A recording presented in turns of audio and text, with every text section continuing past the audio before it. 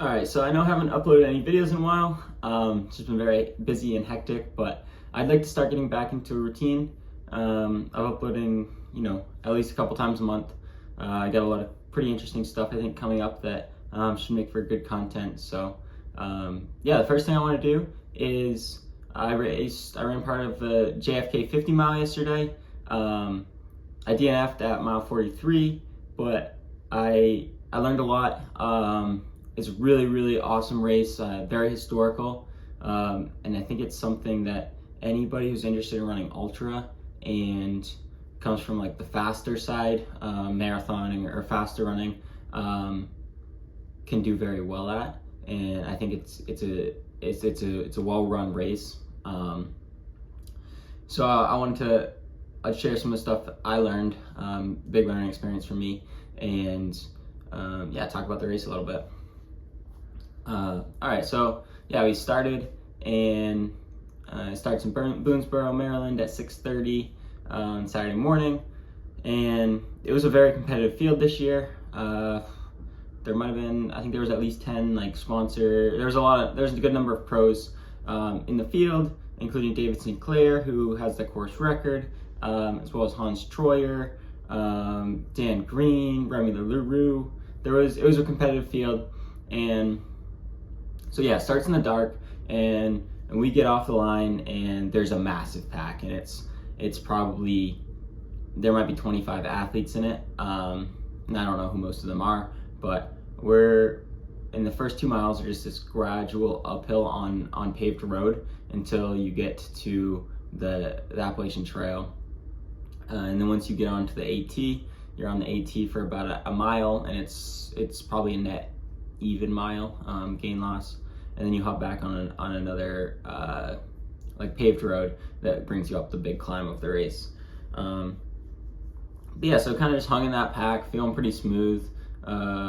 It's very foggy. It's just starting to get light out, and we hit the climb, a bigger, steeper part of the climb, probably 4 or 5 miles in, and just a huge, still probably 20 athletes.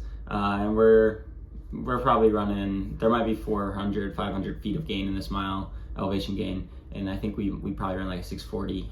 That's without looking at the splits, but yeah, big group together, and then hop on the AT, and very foggy. It rained the night before, so leaves are a little packed down, but very slippery. Rocks are very slippery, and instantly it just kind of went, you're on the single track AT, and that pack of 20-25 people instantly got whittled down to, I think there was 5 people that went out in front, 2 athletes I don't know, as well as Hans, David, maybe there was just 4, but there was this group out front, and then there was a chase pack with me, Dan Green, and Stephen Kirsch, who, as well as a number of other people. Remy LaRue was in that. And I don't think the lead pack was ever that far in front of us, but at one point we couldn't see them because of how foggy it was. And so we kind of made the decision, like, let's just work a little bit, try to catch up. And we did that within a couple miles on the ridge. And I was feeling pretty good, like feeling very smooth, having fun. We're just talking with, the guys in the race, the guys in that pack. And we get to, it starts to string out a little bit. I'm feeling really good on the technical downhills. This race was kind of hyped up to me as like the AT on this section is kind of technical, and the leaves make it hard, and that was true, but I thought it was overhyped. And I was one of the things I felt good about yesterday was just kind of the technical running. I felt like, if I was a couple meters off the pack and we hit a technical downhill, I, without any effort, would just like find myself catching right back up to them, which was confidence boosting. But yeah, so at about 14 miles, there was a pack. It was 2 athletes in the front. I'm not sure who they were. Hans Troyer, David Sinclair. I was in 5th. Remy was right behind me. Stephen Kirsch was there, and They, at like 14 miles, there's about a mile and a half to go, and it's just this downhill switchbacks to get to the Weaverton Cliffs checkpoint, which is the first crude aid station. And Hans takes off, and he went, and David was right behind me, and he saw that, and he went with him, but nobody else did. And they end up getting to the Weaverton checkpoint about 40 seconds ahead of us. But Hans didn't change shoes. He went straight through, so past David, and that was the last time he ran with anybody. He ended up running 5:10 and just barely missed the course record, but he essentially ran the last 35 miles of the race solo. And in the spot where he took the lead was the shoe change. He was wearing a ultra carbon plated road racer on the trail, and he figured that it was worth it to not have to take the 20 seconds to change shoes, and it worked out for him. I get down to the aid station. I see Shannon and change shoes. That went pretty well. Remy didn't change shoes, so Remy passed me, and at this point there is Hans in front. David's a little ways behind him. Remy didn't change shoes, so he's up front, or he's in like somewhere in there. So I get my shoes on. I run a pretty fast. I think I ran just under 6 minutes on that first mile, and I ended up catching Remy within a mile and a half, which was good. I didn't want to run that whole section by myself. It's this 27 mile, just flat. It's called the CNO towpath, and it's just this. It's like a very gradual uphill for the whole time. It's hard packed dirt, and I wasn't super interested in running that by myself. So I got to Remy and started getting passed by a couple athletes, but I think we ran a 6:15, which was my plan. My goal splits were to go through Weaverton in an hour and 50 minutes. I ended up going through an hour 49, like 15 or something. So that was a good split.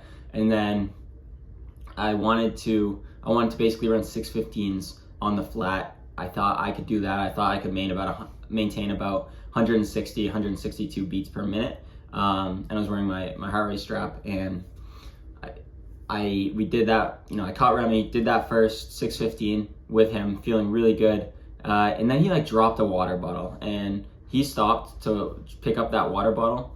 And when he did that, I got passed by Stephen Kirsch came around, and I think Ryan Raff also went around, and ended up, I didn't go with them because I realized they were probably running 5:45, something like that, and I knew that was going to be too fast. But I did pick it up a little bit. I think I ended up running a 5:55, and we're at mile 20-ish by now, and it's like mentally it's like the hardest part's behind you with the AT. Now it's just faster running, and I ended up kind of abandoning my 6:15 goal splits and ended up running like 5:55 to 6 flat. And I got passed by a couple athletes early, and I think I was sitting in 7th place, was as low as I was on the canal path.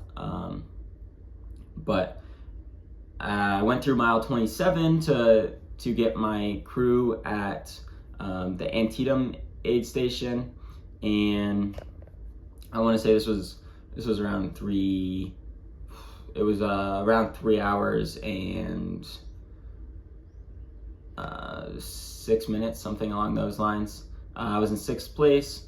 It was Hans, David, Cade, Michael, another athlete who I'm not sure who they were, and Stephen Kirsch were all in front of me. I could still see Stephen. I knew Ryan Raff was right behind me. I don't know where Remy was at this point, but I knew he was somewhere behind me. And went through that in a little over 3 hours, still feeling pretty smooth, rolling 6 minutes, just 5:55, somewhere in that range. Heart rate at this point has, I'm like 165 to 168. I know that's probably a little more than I can sustain, but just getting caught up in the moment. And yeah, so I ended up, go through 27, get my aid switch. So I got a new bottle and new gels, and still feeling confident. And shortly after that aid station, the athlete, I wasn't sure who they were. He was on the side of the trail, and I passed him. And then not long after that, I passed Kate and Michael, and we're probably around 35 miles at this point. And things are starting to go slow, and I'm starting to struggle a little bit, but I'm doing a good job with nutrition. My plan for nutrition was I was gonna do 500 milliliter bottle of Infinite 75 gram mix every hour and a half, and as well as a gel every half an hour, a 25 gram gel every half an hour. And I was doing a mixture of Goo and Martin, and every fourth one I was taking 100 milligrams of caffeine. So I think the fueling strategy was there, and yeah, I went through 35-ish thinking like, okay, 15 miles to go, we're still rolling, still on the pace, running 6 flats now, and heart rate's still up. But I get to things like the wheels start to fall off. I'm in 4th place at this point, and I with 3 pros in front of me, and I'm like, if I finish 4th, like this is a good day. I think I'm on pace to run. I think I was on pace to run 5:25, something like that, which would have been top 10 fastest times in history of the race. So I was like, just gotta hold this together. Still like confident I was gonna make it. Wanted to get to the end of the towpath just because it was so mentally draining to just be running on that alone for so long, and I could no longer see Stephen Kirsch in front of me. I had been able to see him for a lot of the race. But yeah, go through 38. I think I tried to walk through it, but I'd run through all the other ones, and there was so many people around, I felt like I couldn't walk through it. And I got to about 40 miles probably, 39. I got to 39 miles, and I went through, and I was telling myself, wheels were falling off. I was probably running 7-minute pace now, maybe slower. And I was telling myself, get to the end of this mile, and I was just having a hard time putting one foot in front of the other, and this was where the wall hit hard, and I was kind of 3:45 into the race, 4 hours into the race, somewhere along those lines. Yeah, it was I think I went through 4:15 or something at Taylor's Landing, which is mile 38 aid station. But I was get to mile 39 and then walk for 30 seconds. And I did that. And when I walked, I got so, after I stopped running, and I almost fell over. I was so dizzy. And I was trying to walk in a straight line. But I did that, and then I was get to mile 40, and then I'll walk for 30 seconds. And I did that for a couple miles, but it pretty quickly became get to half mile and then walk for 30 seconds. And then right before you get off of the canal path, it's 41 and change, there's an aid station. And I went through the aid station. Right before the aid station, I got passed by Josh Park, who ended up getting 4th. I think I had 4 or 5 minutes on him at Taylor's Landing, and he made that up on me in those 3-ish miles. But I got passed by him. I got passed by Ferdinand, and I was going backwards really hard. I went through the aid station. I stopped. After I had been dizzy, I put down the rest of my half liter of Infinite, and I stopped at that aid station. I got some water and some Gatorade, and immediately just started throwing it up. And I don't necessarily think that was a error with the fueling strategy. I think it's just going a little too high of an intensity so early on. I actually felt pretty strong with my fueling strategy of Infinite, Goo, and Martin. But yeah, so go through that aid station. I'm walking a lot at this point, and I hop on the road, and I'm thank God we're off that trail. And it's I just gotta keep moving forward at that point. And I ended up walking for a ways up that hill, and I was mostly walking the last couple miles, and at 43 miles, I was throwing up on the side of the road, and 7 miles was feeling like a lot at that point. It was gonna take me hours, it would have taken me probably 2 hours to walk. But so I'm thrown up on the side of the road, and this farmer in probably a 1960s square body Chevy with, it's like a single cab bench seat, and there's 3 people in the front, and he pulls over and he's like, and it's just all farmland around. He pulls over and he's like, "How you doing?" And I was just like, not good. And he said, "Well, if you want to be done, I'll give you a ride to the general store. Just hop in the bed." So I was like, at that point, and I wasn't in the top 10 anymore.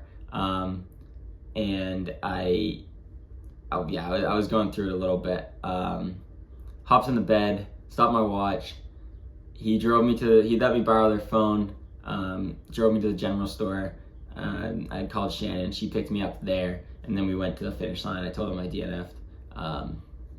So yeah, and so about 43 miles, I was going, even with the 2 or 3 miles of walking at the end, I averaged about 6:45, 6:50 for that, and was in 4th for the majority of the race. But yeah, big learning experience for me. I had a lot of fun. It was cool mixing it up with those guys. Really fun talking to Hans, David, Steven. Hans had a great race, so basically soloing a 5:10 is very impressive. And it's kind of mind-blowing that these guys can be so good at, like David is so good at mountain running, and he can come here and just rip a fast 50 miler. Like Hans ran I think he ran a 2:27 marathon on the canal path yesterday. It was just insane. So really, really, really impressive to be a part of that. But yeah, big learning experience. I'm walking away from it upset I didn't finish, but I actually look at the weekend as a win. Got to come down to Maryland and spend a weekend with Shannon, and really grateful for her for just helping crew me and being there. And that farmer for giving me the ride.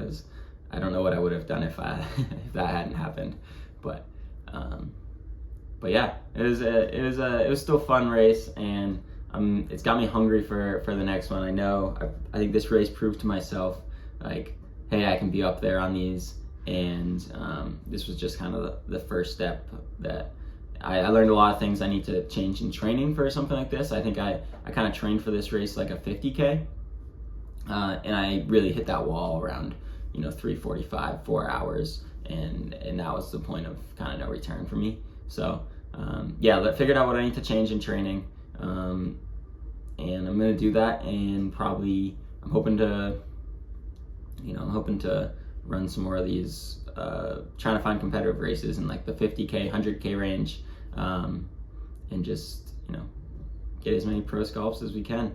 But yeah, thanks for watching. I would totally recommend running JFK if you're interested. Super historical race, has a really cool backstory, fun atmosphere, really fun environment. The community comes out for it, and they do a very good job with it. So I hope to be back here again someday to get some redemption on the course. But yeah, can't speak enough highly rated things about the course or about the people who put it on. So yeah, hopefully I'm thinking I'm trying to get some content related to training, whether that is my personal training or more like coaching training methods.